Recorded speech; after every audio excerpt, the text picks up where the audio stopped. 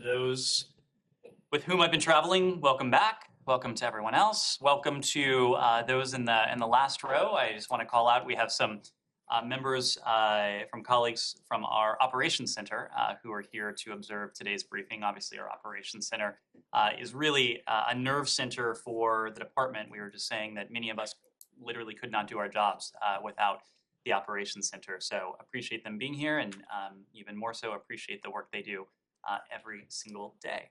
I have a couple things at the top, and then we'll get to your questions. First, to meet the Secretary's goals to modernize American diplomacy, win the competition for talent, and ensure that all applicants can present a full picture of their qualifications, the Department of State today is announcing improvements to the Foreign Service selection process.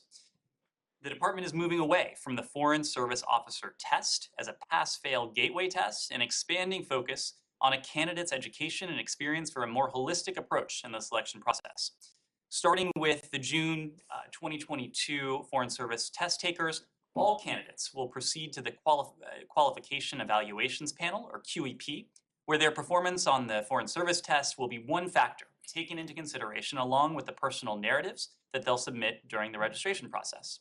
Combined with scores from the Foreign Service exam and the Qualification Evaluations Panel, which reviews each candidate's work history, education, experience, and 6 brief written narratives based on Foreign Service core precepts, that will give the department a more balanced view of candidates who will be selected for the next phase of the selection process, the Foreign Service oral assessment. This change is happening in the midst of what is expected to be the best year for Foreign Service intake in a decade. I think many of you saw the news earlier this month that we had the largest class of incoming officers, more than just under 200 officers, and we expect this year to be the best year for our intake in a decade. It is the most significant change to the Foreign Service selection process since 1930, and we anticipate this change will result in identifying a more qualified pool of applicants. Next and finally, the United States is deeply concerned by the Tunisian president's decision to unilaterally restructure Tunisia's Independent High Authority for Elections, or ISIE. A genuinely independent election authority is critical given its constitutionally mandated role in Tunisia's upcoming referendum and parliamentary elections. The United States has consistently communicated to Tunisian leaders the importance of upholding the independence of key democratic institutions and ensuring Tunisia returns to democratic governance. We remain committed to supporting the Tunisian people and their democratic path and renew our call for an inclusive and transparent political and economic reform process with civil society, labor unions, and political parties represented at the table. With that, happy to take your questions. Matt. Thanks. Yeah, just first briefly on the FSO testing thing. You're aware that this is not being universally claimed, correct? That there's, particularly AFSA, that registers and what seem to be some pretty significant concerns about this having been done without any input from them, without any other federal employee group, whether you want to call it a union or not. Will their concerns at all, do they matter? We are in a regular discussion with outside groups, including, of course, in this case, AFSA. AFSA is an important organization. Their input is and will be especially valuable on these types of decisions. I am also aware, Matt, that the previous, or still the current process, also endured some criticism, given a narrow focus on a pass-fail Foreign Service exam that didn't take into account the applicant's holistic qualifications, what that person has done, that person's educational experience, that person's individual circumstances. We are confident that this restructured and revised process will help us select an applicant pool that is qualified, that is experienced, and that brings to bear the talents and diversity that this country offers. Well, then why not eliminate the exam altogether?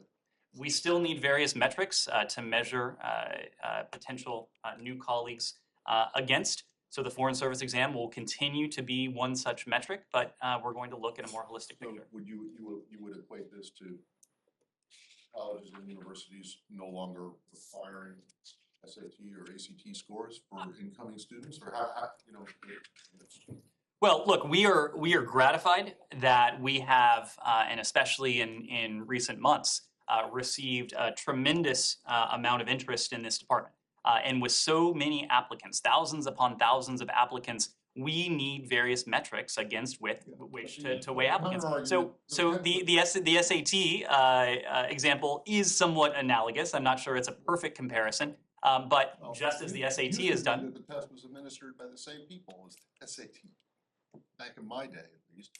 But if you're getting so many more applicants, wouldn't you think that it would be more important to have a pass-fail on the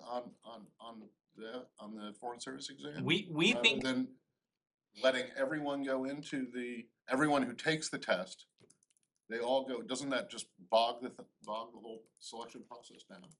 Not at all. We think it is important, again, to be able to measure different aspects of a candidate's qualifications. The Foreign Service exam will continue to be one input. All right. On Ukraine, and I'll be brief so my colleagues can go. Two things. One is, I realize that Secretary Austin spoke kind of about this earlier, but what you're seeing in Moldova and Transnistria right now, does that give you any particular concern? And then also, yesterday it came to light that the Russians had launched attacks on several train stations in the west of Ukraine. And I'm just wondering if there was any indication that you guys had that this might have been related at all to the two secretaries' train journey in to Kyiv and out. When it comes to Transnistria, Matt, you are right. The Secretary of Defense addressed elements of this morning. But as I believe you've heard, we are aware of the explosions that occurred yesterday in Transnistria. We're closely monitoring the situation as we determine what happened. We reiterate the Moldovan government's call for calm in response to these incidents. And we fully support, as you have heard us say before, Moldova's territorial integrity and sovereignty. We respect its constitutionally guaranteed neutrality. We don't know all of the details beyond regarding what transpired yesterday, but we do remain concerned about any potential attempts to escalate tensions. I would just reiterate that over the past, in recent weeks, certainly since Russia's invasion of Ukraine, you have seen us demonstrate the partnership we have with Moldova in a number of ways. Some of you here in the room today were with us when we went to Chisinau with Secretary Blinken just a few weeks ago. We know that if left unchecked, Moscow's aggression could become a threat to the region. That's why we're not leaving Moscow's aggression unchecked in Ukraine. It's also why we are standing with our partners in the region, including all our Moldovan partners. Since February 24th, since Russia's renewed invasion of Ukraine started, we've committed more than $30 million in humanitarian assistance to support the humanitarian response in Moldova. As you know, Moldova is generously hosting many Ukrainian refugees who have been forced to flee their homes, and $100 million in development assistance to strengthen Moldova's long-term democratic and economic resiliencies. Our militaries work closely together. They cooperate in places as far off as Kosovo. We were, as I mentioned just there, a few weeks ago. And last week, we relaunched with Moldova our strategic dialogue, a dialogue that had been on pause for several years. Moldova is a strong partner. We are working to make sure that they have what they need to respond to the regional consequences of Russia's aggression against Ukraine. Yes, Andrea. Hi, Ned. I want to ask you about Lavrov's comments from last night, to not to underestimate their threat. And I know that Secretary Austin responded very briefly at Ramstein to this, but it's the first time we've heard this from the Russians in quite some time. The last thing that we heard, analytically, was what Bill Burns said in Atlanta in his speech. Well, always ready, but in talking to Secretary Muniz today, he talked to me about the nuclear threat, which is, he's so deeply invested in. He said to me that the Russians have now turned nuclear deterrence on its head, using the nuclear threat against a conventional opponent that they have invaded, rather than, as it had been used for decades, as mutually assured destruction against two nuclear powers. So I'm asking more broadly about how concerned you might be as Russia may feel increasingly cornered in this next phase, and as the weapons delivery is obviously so increased from the West.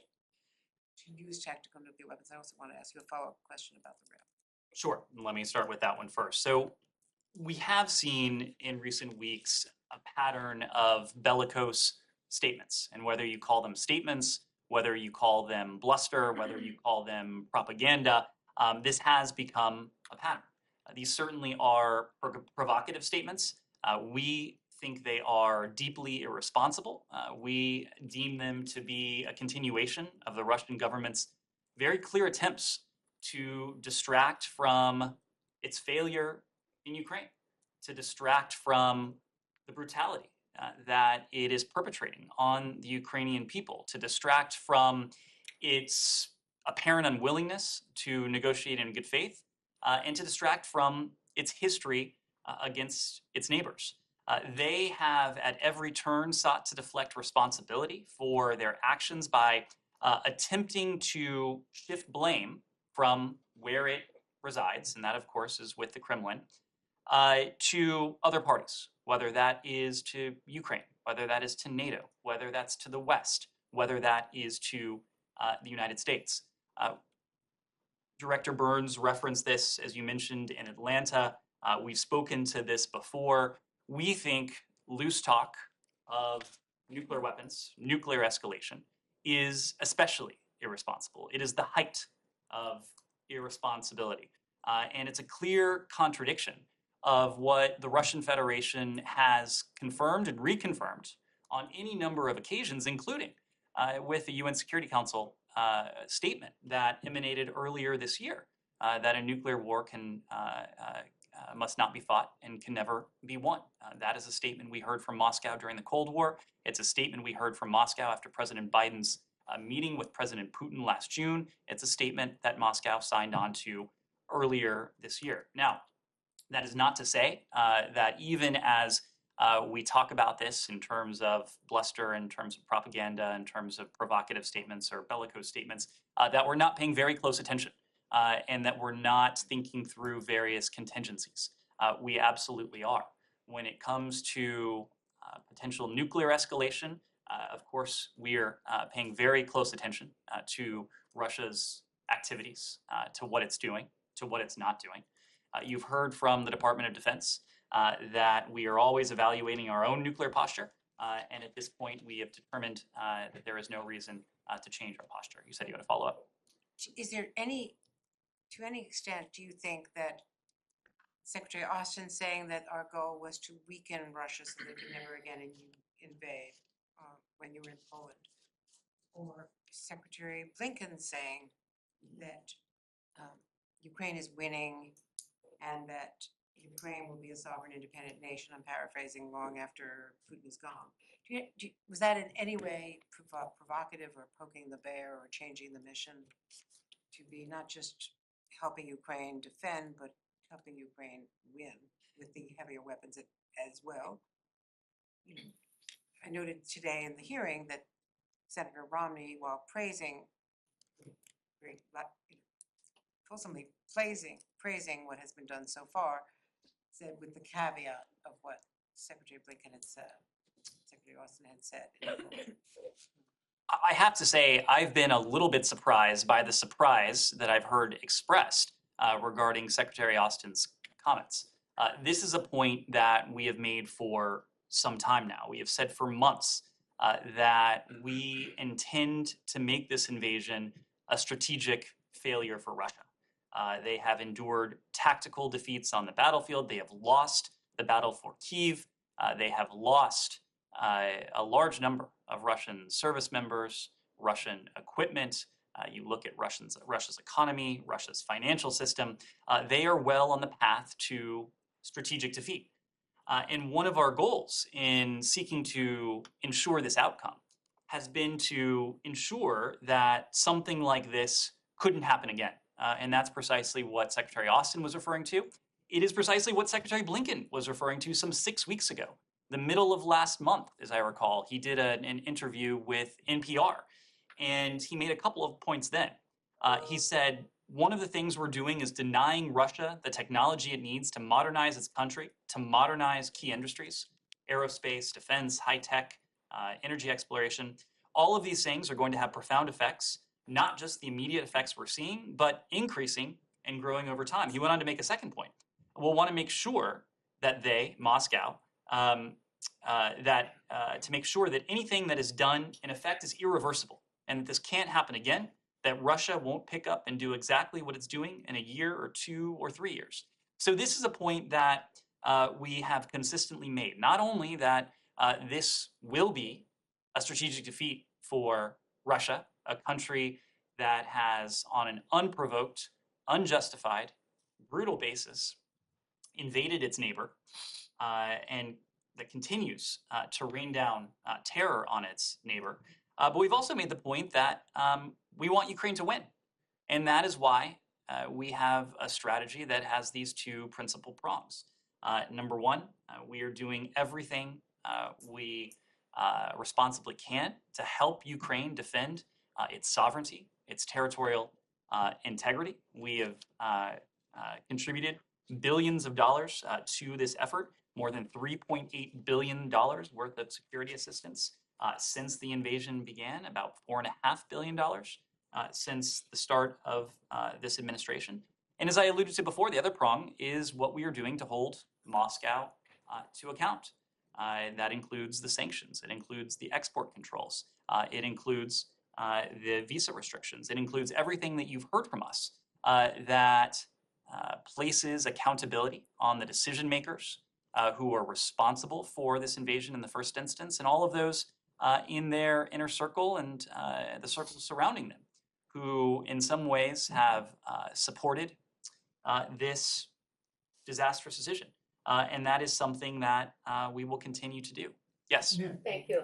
Can I just follow up on that before we Let change? me do one follow up, and Kylie, go ahead. Yeah, I have a follow-up too, please. Kylie, go ahead. Okay, I'm just curious, you said that, Russia is well on the path to strategic defeat. Can you expand on that idea a little bit for us? Because you talked about them militarily not doing well and hope that they won't be able to invade Ukraine or another country again. But what does strategic defeat mean for the Russian economy, for Russia's place in the world going forth, and some bigger ideas beyond the military? Well, that's precisely what it refers to. You can talk about battlefield progress or lack thereof. And that, of course, is important when it comes to the fight for Ukraine's freedom, its sovereignty, its territorial integrity. But when we talk about strategic defeat, we're talking about Moscow's positioning in the international system. And the Moscow that prepared to invade and that on February 24th went forward with its invasion will not be the same Russian Federation in terms of its positioning on the world stage that will emerge when this conflict is over. And we mean that in a couple different ways. One, you can already see the toll on Russia's economy and its financial system. It's an economy that is forecast to contract by some 15% this year. It's an economy that is losing hundreds, some 600 multinational companies that have made the choice to leave the Russian marketplace, either not wanting to in any way support President Putin's war machine, or making the very strategic decision that it's not a market that will be worth the investment, either now or when this is over. You've seen what's happened to the Russian stock market, to Russia's currency, but you've also seen the toll that, and you will see over time increasingly, the toll that the export controls will have on Moscow's ability to wield strategic influence on the world stage. And the way in which we are choking off key inputs to Moscow's defense industry, its aerospace industry, its technology, its energy and oil and natural gas exploration capabilities. All of those things, coupled with the pariah status that President Putin has on the world stage and the diplomatic isolation that Moscow has endured especially since the start of this invasion, where it has seen itself handed really brutal defeats at the UN and be an object of scorn by the international community. All of those things add up to the simple fact that because of Moscow's unprovoked, unjustified invasion against Ukraine, not only will Ukraine emerge sovereign and independent when this is over, but Moscow will emerge weaker. And we're already seeing that. And many of these are tools that will have increasing effect over time. And just Yeah, one yeah. quick follow-up on that. Moscow will emerge weaker for the long term, or when this war comes to a conclusion, will they be given the opportunity to rebuild themselves? Will you guys keep the sanctions in place, or will you take the sanctions off? So these are decisions that really are in Russia's hands. Our sanctions, every sanction, is not an end in itself. It is a means to an end. And the end in this case, the near-term end, is seeing an end to this bloodshed, putting an end to this violence, bringing this war to a conclusion. So we've made the point that as long as Moscow escalates, we will escalate with our sanctions, with our economic measures. If Moscow changes its course, we will change our course. Now, that's not to say that there won't have to be accountability. Of course, there will have to be accountability, and we've talked about various accountability mechanisms. We also want to see to it, again, as the Secretary said some 6 weeks ago, and Secretary Austin alluded to yesterday, that something like this type of aggression can't be repeated, whether that's in days, weeks, or months, or years from the conclusion of these hostilities. Just to follow on this very point that you just mentioned, you said for weeks, months, for years, and so on. So this war can go on conceivably. I mean, to achieve the strategic defeat of Russia can go on for years. No, that's not what I was referring to. What I was referring to is that we want to see to it that Moscow's aggression of this nature, can't be repeated once this conflict is over, whether that is weeks after the conflict ends, months after the conflict ends, or years after the conflict ends. You keep saying that they are losing on the battlefield, yet they are controlling. They have controlled Mariupol. They are controlling the east. They are controlling the north, and so on. It's not exactly like a defeat. And from the Russians, from their point of view, they say we have good relations with China. We have good relations with India, and so on. Sure, they are pariah in the West, but not among other countries. What you comment? Relations with no other country, even particularly large countries, will be able to replace what Moscow has lost and will have lost by its actions and the response that, together with dozens of countries across 4 continents, we've put in place. So no relationship, no set of relationships will be able to compensate for what Moscow will have lost and stands to lose. To your first point, there's no denying, of course, that Moscow has a lot of firepower. They have demonstrated not only the capability, but I think even more disturbingly, a willingness to brutalize the Ukrainian people. Our goal is to see to it that this conflict, this war, Russia's war against the people of Ukraine, is brought to a close as soon as can be achieved. Precisely to put this violence to an end, to put the bloodshed to an end, to put the brutality to an follow up end on that? as well. Follow up? You mentioned diplomatic isolation. I get the sentiment, but as a matter of fact, the propaganda we are talking about right now is being pushed during Russian leaders' meetings with world leaders. UN Secretary, Secretary General was in Moscow today, and Lavrov, some of the statements that came out of Russia today, in fact, came during those meetings. And President Putin made a statement during his phone call with Erdogan, talking about already having Mariupol in his hands. My question is, do you think the world leaders' communications with Russian leaders should be preconditioned with getting out of Ukraine first before we communicate with you? We believe this war has to be brought to a close through dialogue and diplomacy. And we've consistently said that we support diplomatic efforts that are done in full coordination, in the first instance with Ukraine. That's most important because these are not choices that will be the purview of any other country, any other international organization. The Ukrainian government, an expression of the will of the Ukrainian people, ultimately is going to have to be the entity that makes decisions that affect its country going forward. So whether it's the efforts of the Turkish government, of the German government, of the Israeli government, of the French government, of other governments who have used their good offices or offered their auspices for dialogue between the parties or attempted to shuttle between Russia and Ukraine. We support those efforts as long as they're done in full coordination with our Ukrainian partners. Yes. Thank you, Ned. A couple of questions about the secondary sanctions. This is something that the Secretary was asked at today's hearing at the Senate. As the leaked phone calls suggested yesterday, sanctioned Russian oligarch, who is one of the major architects of this war, Mr. Evtushenko, and Georgia's richest man, oligarch Ivanishvili, who controls the Georgian politics from the shadow. They are figuring out the ways to bypass the sanctions and secure supply of vital grain products to Russia. Evtushenko himself confirmed the authenticity of this conversation in the interview with the Georgian media. Based on these leaked phone calls, David Arahamian, who is a leading Ukrainian politician who chairs the negotiations with Russia, he appealed to the Western leaders to consider imposing personal sanctions on Ivanishvili and his assets in the West. Does the US track or assess these phone call, this leaked phone conversation? Do you have any assessment of that? And what would be your response to that?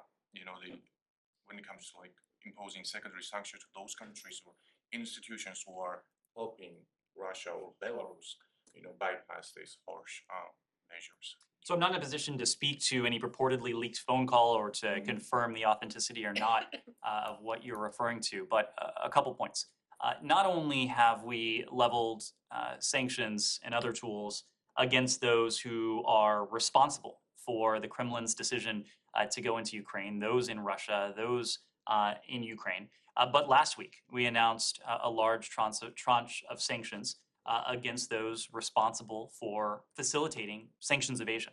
And so sanctions evasion is something that we are taking a very close look at around the world, whether that's in Russia, whether that's in Belarus, whether that is anywhere else around the world. And I think our actions last week demonstrated that we will go after those networks, those entities, those individuals who are willfully, deliberately, systematically evading or helping others to evade these sanctions. Of course, I'm not in a position to preview sanctions on any individual or any specific entities, but it's something we're taking a very close look at. Yes, Jane. Thank you, Ned. I have two questions on South and North Korea. Can I ask about Ukraine? One North more Ukraine Korean- question? Sure. Before we go on to another region, we'll take a couple final Ukraine questions. We need to, Connor? After Secretary Blinken announced, on Monday, that the State Department would return some diplomats to Lviv this week, can you confirm whether or not that has started today, and if they successfully made the journey back to Poland today? I can confirm that. The Deputy Chief of Mission and members of the embassy team traveled to Lviv, Ukraine today, where they were able to continue our close collaboration with key Ukrainian partners. Today, they met with interlocutors from the Ukrainian Ministry of Foreign Affairs. As Secretary Blinken announced yesterday, our diplomats are returning and have returned to Ukraine this week on a temporary basis. Today's travel was a first step ahead of more regular travel in the immediate future. And as we've said, we're accelerating preparations to resume Embassy Kyiv operations just as soon as possible.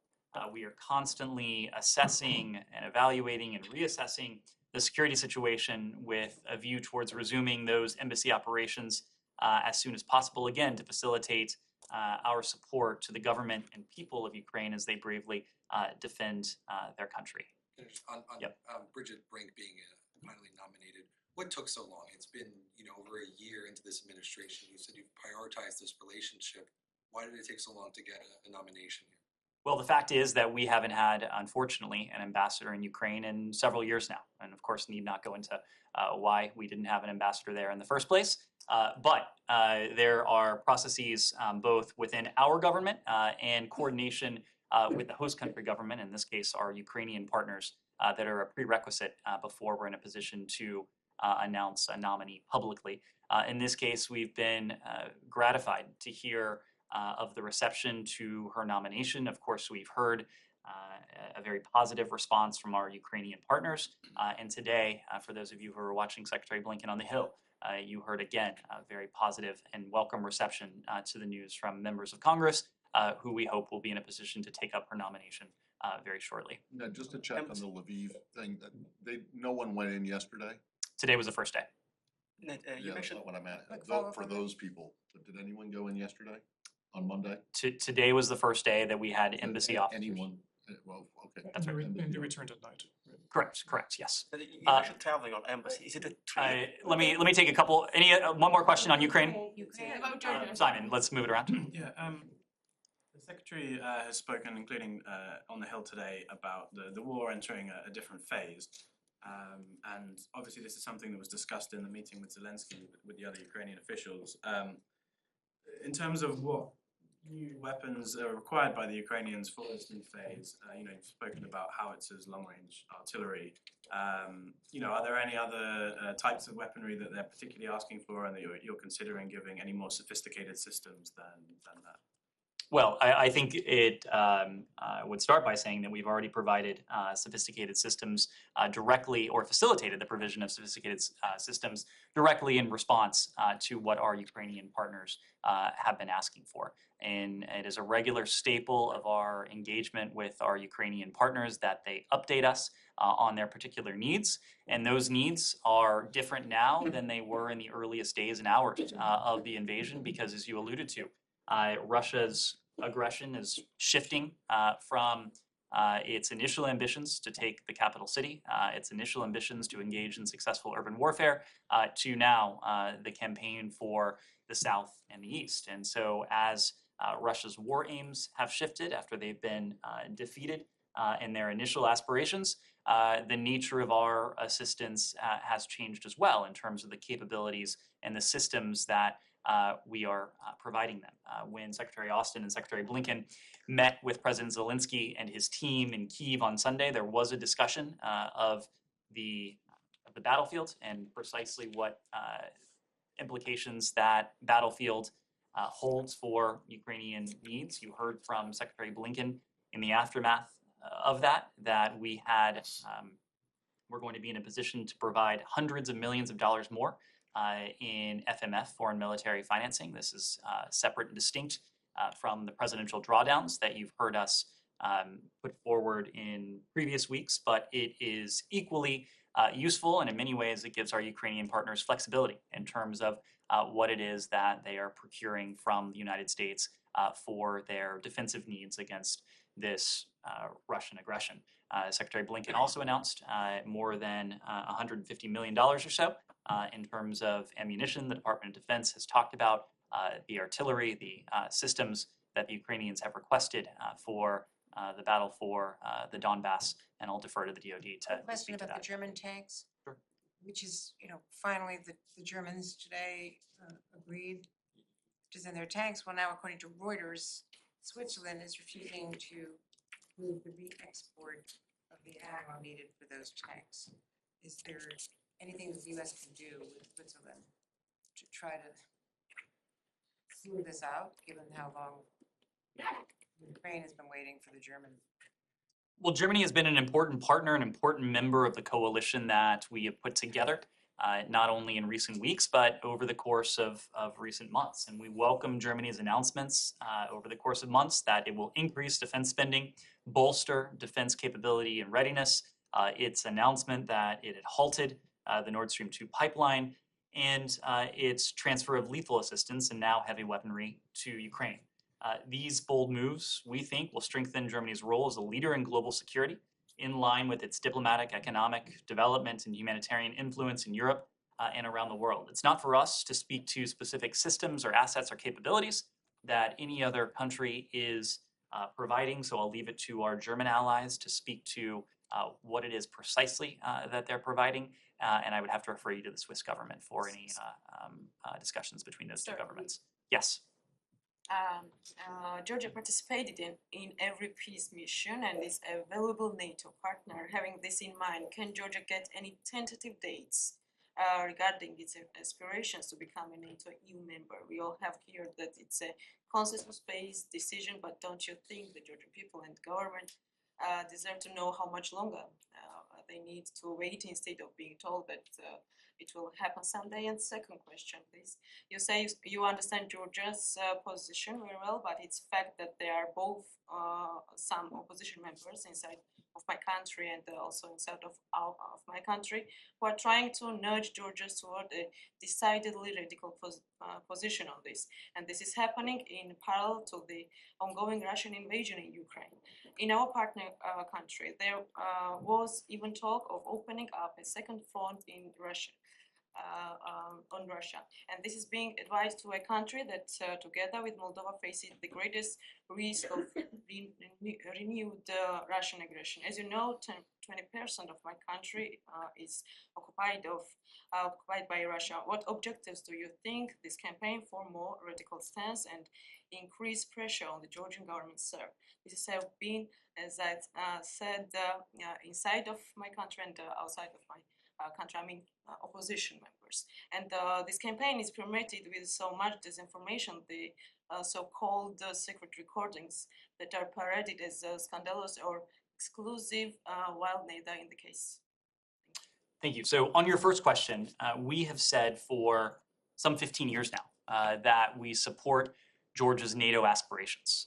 We believe that NATO's open door policy, it should be an open door for those countries that aspire to join the alliance. We've also said that no outside entity can or should have a veto on any eligible countries' aspirations to join the NATO membership. Now, as you alluded to in your question, the membership process is a process that is overseen by the alliance. These will be alliance decisions. There are a set of requirements that any aspirant country will need to fulfill before being eligible to be considered for full membership. But Georgia already is an important NATO partner. We have had close consultations with Georgia on the margins of NATO meetings. And to your second question, and this bridges the two, we have consistently stood by Georgia and with the people of Georgia and their desire to be a free and sovereign people in a free and sovereign country. And over the years, from the earliest days of Georgia's post-Soviet independence, we have now developed a strategic partnership between our countries. We work together towards our shared vision of a Georgia that is fully integrated into the Euro-Atlantic family of nations and part of a Europe that is whole, free, and we would hope at peace. And this is a vision that takes hard work, it takes patience, it takes significant resources to realize. That's why we have sought to do our part. We have allocated almost $6 billion in assistance funds to Georgia. We've trained over 20,000 Georgian soldiers. We've sent over 6,000 people to the United States for cultural and educational exchange programs. We've helped promote economic growth, the rule of law, democratic governance, many other initiatives that are important to the Georgian people and their aspirations, but important interests of ours as well. And so we'll continue to partner with Georgia on their aspirations, on their ambitions, and to protect what they've been able to achieve. Jenny, I'll go back to you. Thank you very much. On the North Korea, I have two questions also in North Korea. North Korean leader Kim Jong-un mentioned the preemptive use of their nuclear weapons at a military parade in Pyongyang yesterday. Regarding Kim Jong-un's emphasis on the use of nuclear force rather than dialogue for abandoning the nuclear program, how can you assessing the prospect for future dialogue with North Korea? And I'll follow up next occasion. Well, to start, your reference to Kim Jong-un's speech yesterday at the military parade, we're aware of what he said. It reiterates our assessment that the DPRK constitutes a threat to international peace and security and to the global non-proliferation regime. We have a vital interest together with our allies and partners around the world, but especially those in the Indo-Pacific, to deter the DPRK, to defend against its provocations or its use of force, to limit the reach of its most dangerous weapons programs, and above all, to keep safe American people in the region, our deployed forces, and our allies, Japan and the ROK being two of them. Our goal remains the complete denuclearization of the Korean Peninsula. As you've heard me say before, and as recently as last week, We harbor no hostile intent toward the DPRK. We do remain open to engaging in diplomacy and dialogue with the DPRK with an aim of achieving progress towards that overall objective. But we also have an obligation to address the recent provocations that we've seen from the DPRK, including its two recent ICBM launches. We have an obligation to enforce the UN Security Council resolutions that are in place. Those are obligations that we'll continue to work on very closely with our allies in the region, with our partners in the region, and with our allies and partners at the UN. And it goes without saying, of course, that our commitment to our treaty allies, Japan and the ROK, is ironclad and remains that way. Second question, according to a recent exchange of personal letter between South Korean President Moon and North Korean leader Kim Jong-un. In this letter, North Korea contains preconditions for dialogue with South Korea. What is your assessment of the sincerity of Kim Jong-un's personal letter? It's not for me to assess the sincerity of anything that has come from the DPRK. What we've said before is that we support inter-Korean dialogue. We support anything that de-escalates tensions and that moves us closer towards our shared objective with the ROK, and that's the complete denuclearization of the Korean Peninsula. Joseph. Thanks. Secretary Blinken was asked multiple times today about the Vienna talks and nuclear deal. He used very intricate language multiple times when it came to the FTO designation and specifying the Quds Force. Can you give us any updates on where those are? Are there, is there anything scheduled, any meeting scheduled back in Vienna? And is that what's holding up the deal right now? Is it the FTO designation on the IRGC or the IRGC Quds Force? We don't have any travel to Vienna to preview. We are in close contact with the EU coordinator who continues to convey messages back and forth. We continue, as you heard me say just the other day, we remain hopeful that an agreement can be reached, but it can be reached only if Iran is prepared to conclude a deal without, for example, raising issues that are extraneous to the JCPOA. If that's the case, we believe that we can achieve a mutual return to compliance of the JCPOA in fairly short order. And that remains our goal for a couple of reasons. You heard the Secretary speak to this today. It remains our goal principally because President Biden has a commitment to see to it that Iran is never in a position to acquire a nuclear weapon. And the fact is that while the JCPOA was in full effect from implementation day in early 2016 until May of 2018, Iran was verifiably and permanently prevented from obtaining a nuclear weapon. And again, when the JCPOA was in full effect, the breakout time, that is to say, the time that Iran would require to produce enough fissile material for a nuclear weapon if it chose to go in that direction, was about 12 months when the deal was consummated and fully in effect. Now, and the Secretary said this today, that breakout time is measured not in months, but unfortunately in weeks. And that is something that is unacceptable to us as a long-term proposition. That is why we continue to see if we can reach a conclusion, a mutual return to compliance with the JCPOA. But as we've said, we're preparing equally for either world, a world in which we have a JCPOA and a world in which we are forced to seek other means to be faithful to the president's commitment. Now, the challenge is we've seen both of these worlds. We've seen what a world with a fully functioning JCPOA looks like. And again, that's a world in which Iran is verifiably and permanently constrained from obtaining a nuclear weapon with a breakout time that is extended. And we've seen a world without a JCPOA. So this is not a thought experiment. Unfortunately, there's been a real world experiment when it comes to the utility of the JCPOA. And in the world in which the JCPOA has been suspended, not only have we seen Iran's nuclear program gallop forward with the installation of centrifuges, the accumulation of nuclear material, various developments that would contravene the obligations under the JCPOA, but we've seen Iran that has acted with even greater impunity.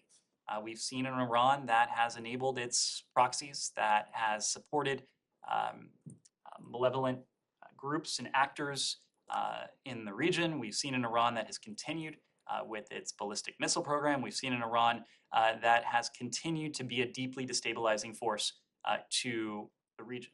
We believe that if we are able to put Iran's nuclear program back into a box, if we are able to contain what would constitute the greatest challenge we could face from Iran, the greatest challenge we could face in the region, that we will be more effective and better positioned to confront these other challenges that we face with Iran. So there's some distance yet to close. It's unclear if we're going to be able to get there, but it remains our assessment that mutually returning to the JCPOA would profoundly be in our interest, and we'll pursue that mutual return as long as it remains in our interest. You mentioned yourself months ago that this wouldn't be open-ended, and I mean, the talks have been going on for a little over a year. Granted, I mean it's not an easy agreement to reach, but I mean surely, and you guys have also been saying that the breakout time is a matter of weeks for now months. So I mean, how much longer are you guys willing to wait? Because it seems like Iran's has its demands and they're not backing down.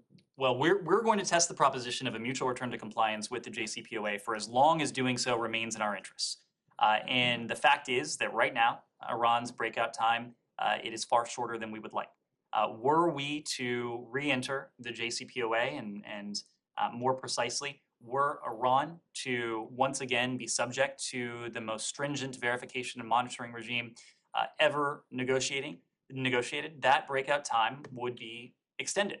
So as long as the non-proliferation benefits that a mutual return to compliance with the JCPOA brings is better than what we have now, that will likely be an outcome that's in our interest. But again, we may not be able to get there because a negotiation, in this case, not only does it take two parties, but there are multiple parties in this, and there are complex questions, some of which remain unresolved. And on this, and I'll leave aside the argument that we could get into over whether everyone agrees that the JCPOA permanently and verifiably ended the nuclear potential, Iran's nuclear potential, leaving that aside.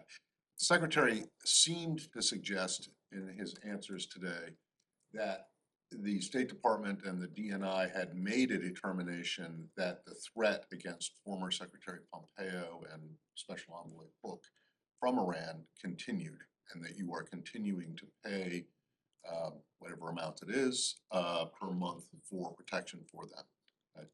Is that correct? Is that a correct reading of what he said?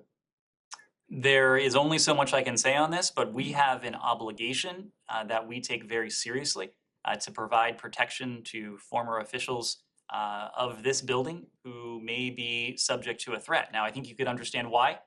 If someone were in fact subject to a foreign threat, we probably wouldn't want to speak to that publicly so as not to spotlight something like that, to spotlight measures we might be taking to mitigate any such threat.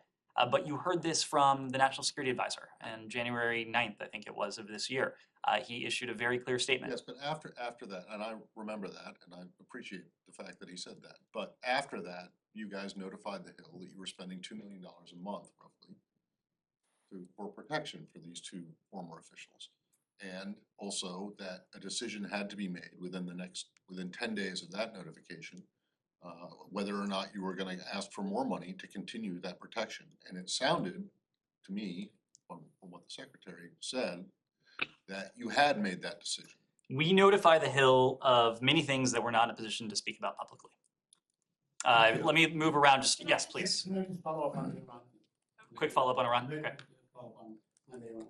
The Times of Israel reported that Israeli officials are saying that the Americans have basically acknowledged the failure of the Vienna talks, and you're about to make that public in a very short order. Can you comment on that? My comment would be precise to the answer that I offered to Joseph just a moment ago, that we are going to pursue a mutual return to compliance with the JCPOA as long as it remains in our national interest to do so. So the Israelis in this case are wrong, exaggerating? It sounds like you're citing a press report that's citing anonymous Israelis. So oftentimes that is a recipe for information that may not be entirely accurate. Very wrong Yes. question. Okay. Sorry, I just want to build off what Joseph was asking you. Can you just explain to us how the breakout time has remained weeks for months now? It seems to indicate that Iran has slowed down accelerating its program, has done it more slowly than you expected it to. Is that the case? Can you just explain how we're in the same place we were in January, February? Well, the breakout time is an assessment. It's an assessment based on our technical know-how. It's an assessment that is based on non-public sources of information as well. So there's only so much we can say on this. But I don't think it's fair to say that the Iranians are or feel constrained right now in terms of their nuclear program. And that's precisely why we are still testing the proposition of a potential mutual return to compliance, so that they are constrained by the JCPOA, the constraints that are conveyed by the JCPOA in terms of centrifuges, in terms of amassing nuclear material, in terms of amassing heavy water, in terms of what all of that means for a potential breakout time. Yes. Thank you, Matt. I have a quick question about China. The Secretary Blinken mentioned today he will speak publicly about comprehensive strategy to deal with China. So the United States has published interim national security strategy and Indo-Pacific strategy already, which are focusing on China in some ways. So could you could you help us understand what the difference between the incoming strategy and ongoing strategies? So the Secretary did mention that he expected to have an opportunity in the coming days, coming weeks, to speak in a bit more depth to our approach to the PRC.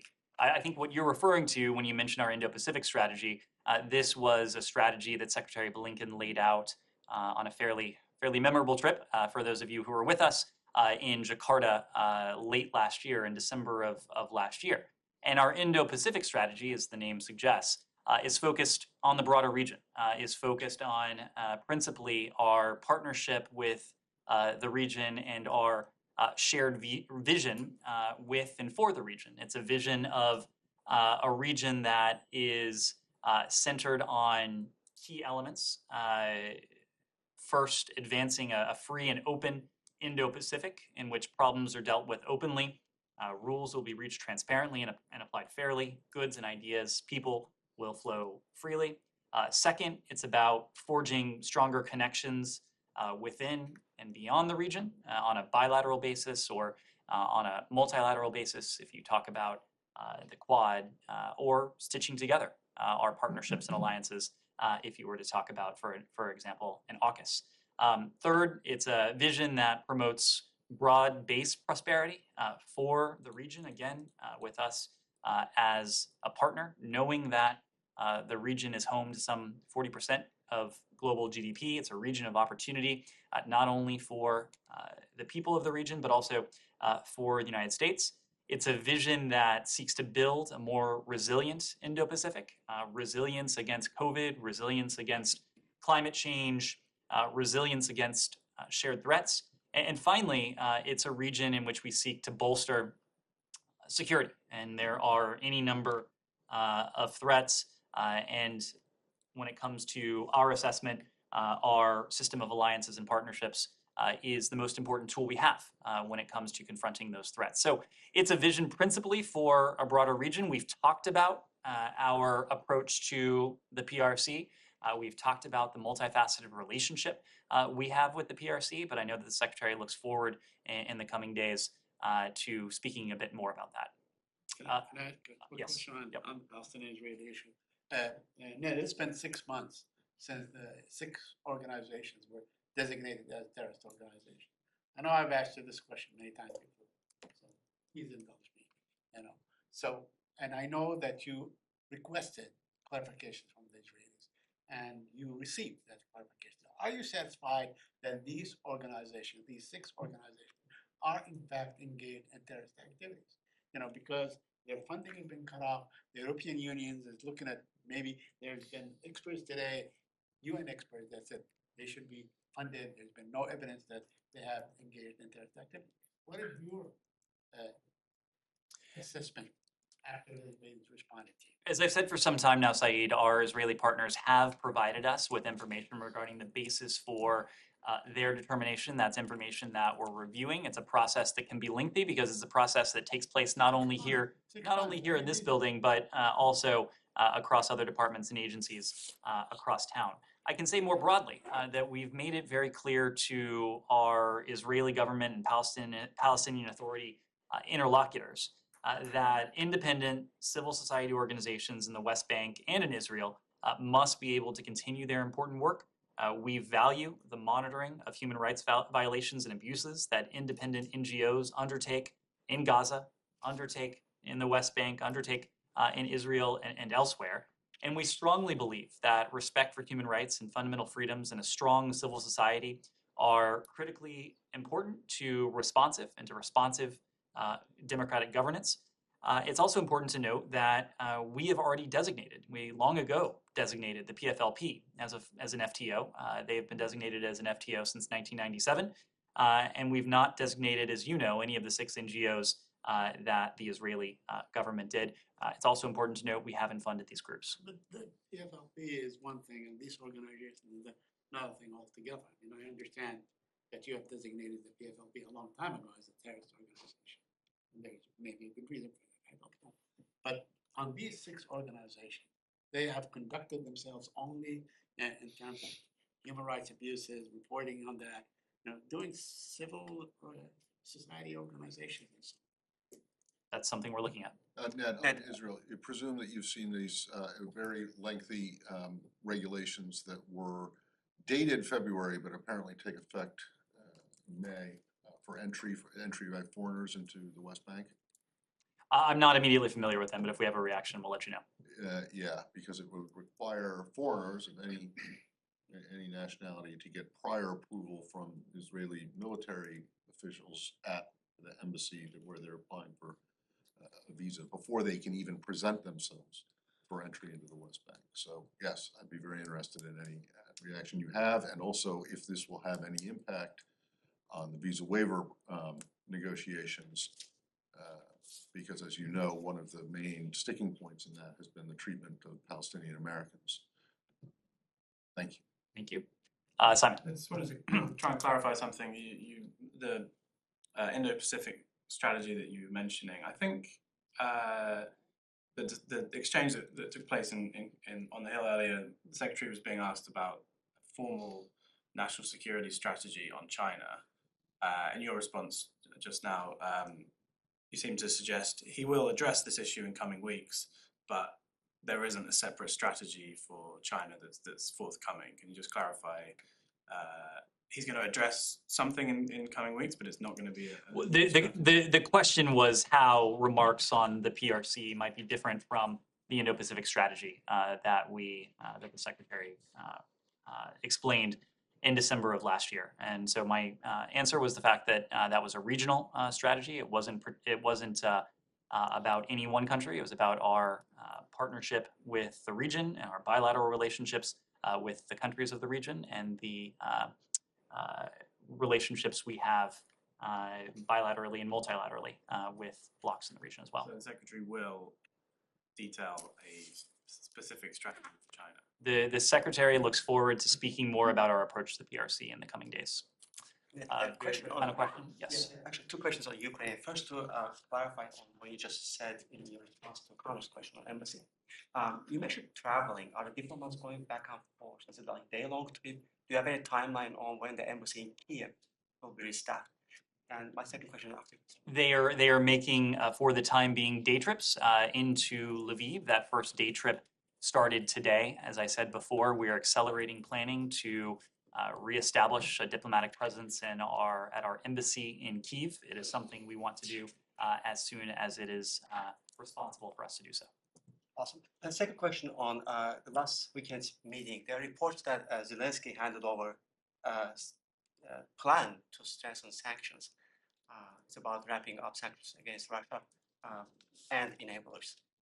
Are you in a position to confirm those reports? Well, I think there are reports because in the Ukrainian government readout, it said that President Zelensky handed over a document regarding the Yermak McFall International Expert Group on strengthening sanctions. So sanctions enforcement, the next step in our sanctions against Russia and those who are enabling the Kremlin's war against Ukraine, that certainly was a topic of discussion, and we'll continue to coordinate closely with our Ukrainian partners on that. Thank you.